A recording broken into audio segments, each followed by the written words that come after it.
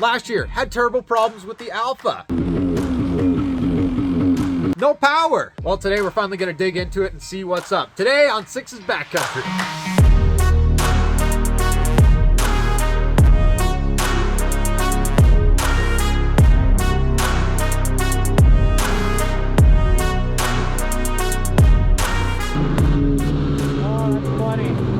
Every time it starts running really well is when I know it's about to die. You guys are having too much fun. I have a broken sled and look at these guys. These fucking clowns. We're taking you guys' keys. Nick.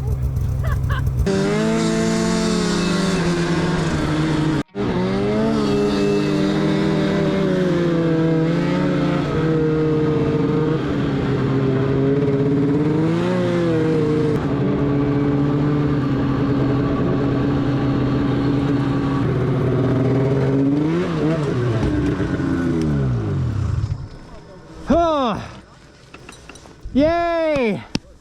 No towing! So basically what was happening was that it would go, and then it would run really good, and as soon as I knew it was running really good, I knew it was about to die. Yeah. So then it wouldn't shut off, it would just idle down, not move. So you shut it off, restart I it? shut it off, restart it, and go. Yeah, okay. So the sled was bogging, the gauge was rebooting, it was doing like all sorts of like weird electrical things. Gauge was a Christmas tree, lights were flashing, and eventually I was able to limp it off the mountain and get it back to the truck. It was a long trail, and I had to restart it maybe like 10 times on the way down because it was running really good, and then it would just basically cut out on me. Today we're gonna see what's up, get some parts ordered. I already kind of know where I'm gonna be looking for this issue, but that's not the only issue I found either. I was yanking on my pull rope, and cats, they always kind of have like greasy, dirty engines. It sucks. So the pull rope always ends up to be a little greasy too, but I kind of thought this pull rope sure seems a little more than just engine grease. This was lucky. I was pretty lucky to have found this one. What happened was one of the oil lines off my turbo found its way over to the starter rope. So over the course of time, the pulling and the vibration from the starter rope finally rubbed through that oil line and made like a tiny little pinhole in it. So that tiny little pinhole doesn't affect anything with the engine yet, but it has been lubricating my starter rope. There's no engine damage to the cat, nothing like that. I was very lucky to have caught it in time. But that oil line is kind of a little bit of a pain to replace just because of where it goes. I might just cut it and then drop a connector in and bleed it and call it good. I'm going to inspect this thing, and maybe if I find another reason to go in there, then I'll replace the whole line. All right, I'm going to get the tools out. We'll rip into this thing and we'll figure out what our electrical running issue is.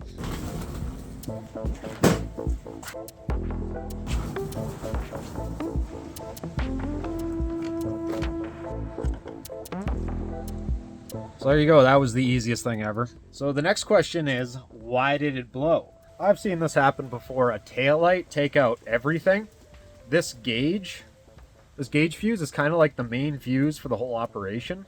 I've seen it happen before, a shorted out taillight or a broken taillight, or in my case, a missing taillight. I'm about 99% sure that was the issue. And actually, my taillight got eaten on one of the last rides by my track. It happens quite frequently when you shorten your tunnel, which this has, is that the taillight ends up in the danger zone for the track to eat it. So here's what this looks like in my case. Shortened tunnel, so everything here tends to end up in the danger zone. When the track comes up, it can eat whatever is on the back here because the tunnel's too short sometimes. So we get 3 tail light wires here. One is ground, one is constant hot, and one's intermittent hot, which is the brake light. All these guys run back to the gauge circuit, and there you go.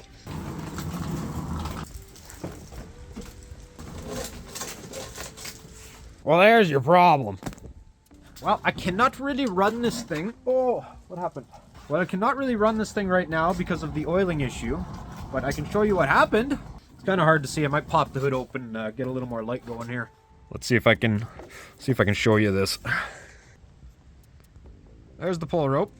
I don't know if you'll be able to see anything, but oh yeah, you can see on the other side of my finger there. You can see that groove in the oil line. That's a big hole. It's because it's been rubbing right there. Yeah, that one kind of sucks just because of where that oil line goes to, but I might just throw a connector in there and bleed it. There is a jacket that sits over that oil line, and that's rubbed through too. Probably have to replace that rope in there again. These senders have so many rub points for that pull rope, it kind of just sucks. I'm gonna fix up another couple little things on here. The steering sucks. Yeah, we should probably order some new bushings for that. Did put that new clutch on her there last season, the Adapt clutch on my primary. The only thing with that is I never quite had the weight dialed in right. So I'll go dig out the team clutch that I took off last year. I'll weigh everything on it, and then I'll just dial this one in the exact same way. Yeah, I'm leaving a bunch of power on the table, I know it. Got that BMP bumper on there. That's been doing a good job keeping everything safe. Same with the BMP rail braces there. They've had a big part in me making this skid bulletproof. That rail is so built up now. I actually talked to one of the Arctic Cat reps last year and got a little bit of info on the 19 and 20 skids and why they kind of fall apart. It has to do with like the heating, gluing, curing process. They didn't do it right. And on the 19s especially, which is mine, it was an issue. Not anymore though. I got that shit welded on there. I'm not doing any more glue on this thing. And then we put that new track on there last season too. That's the upgraded linked track. That's the good one.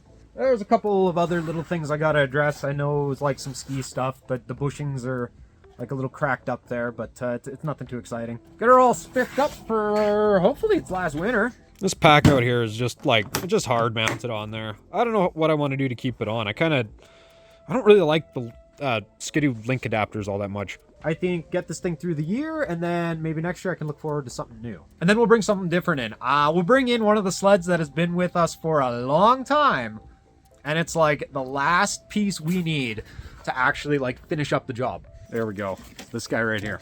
This is the last thing we need to make one of our sleds in our fleet to make it 100%. So while we're waiting for parts on this, we'll drag in that sled and we'll get everything working before the snow ends up here. I don't have snow yet. Thanks everybody for watching today. Hopefully that helped a few of you out. We're excited to be working with some awesome companies in the industry this year, and we're gonna make it a banger. All right, I'm gonna get to work, and I'll see everybody very soon in the next one. Bye.